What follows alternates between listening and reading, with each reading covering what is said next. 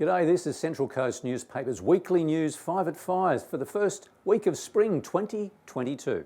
Now in the bulletin this week, shark nets and shark bites, choppers buzzing the coast, train disputes, a local dad is cutting kilos for his family, a bodyboarder in good tubes, and Terrigal's giant triton shell unveiled. Now sharks and shark nets are in the news again. On Wednesday, a young man was bitten on the arm by a shark at Avoca, forcing the closing of the beaches for 24 hours.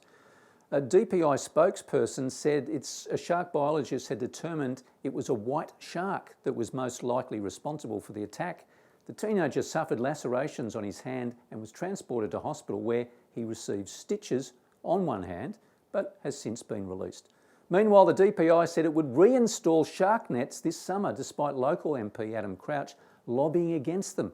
So we asked the Parliamentary Secretary directly about this. Firstly, what we saw this week with the incident involving the surfer is a constant reminder to everybody on the Central Coast that we live with sharks.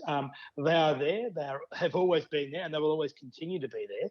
Obviously that young lad was very lucky, and I'm sure he's having a speedy recovery now, and I'm sure the people at Gosford Hospital did a good job patching him up. But what people on the Central Coast can't cop is indiscriminate killing of innocent sea life. You've got to remember, we have 11 nets on the Central Coast.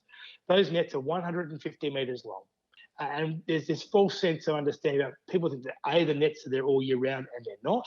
Secondly, that they provide complete protection. They do not. You can swim the 150 metre length of this net. You can swim around it, swim down the other side of it, and swim around it. Now, if a person can do it, so can a shark.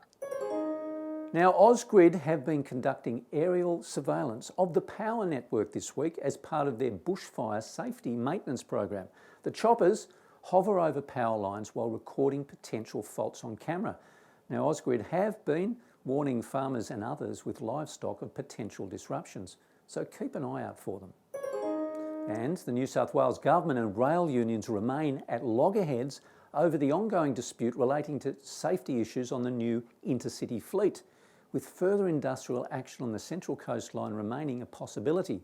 Wednesday's industrial action saw many commuters standing at stations as services were slowed down or cancelled.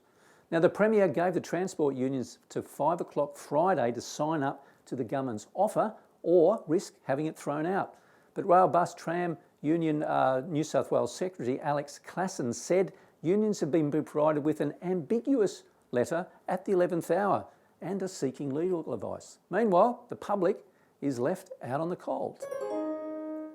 Now, locally based country music entertainer Jason Owen of X Factor fame has been on a mission to lose a lot of weight after the arrival of the couple's first baby recently, and he's winning the battle. So we caught up with him for a good Zoom chat. So I've struggled a lot with my mental health and weight. I was pushing 130 kilos.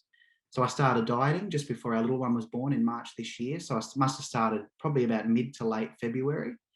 Lost about 6 kilos. The little one was born. The diet stopped there and then. So I put a couple of kilos on through that week. And then I went, no, I'm back on it. And since then I've lost a total of about 35 kilos. Mate, unbelievable. It's changed my life. I feel like a different person. Now, local lad Riley Holly has been bodyboarding for just over 2 years, but his natural talent has been on display this week, where he came third place in the under-16 division of the Australian bodyboard titles held at Port Macquarie, together with about 500 surfers from around the country.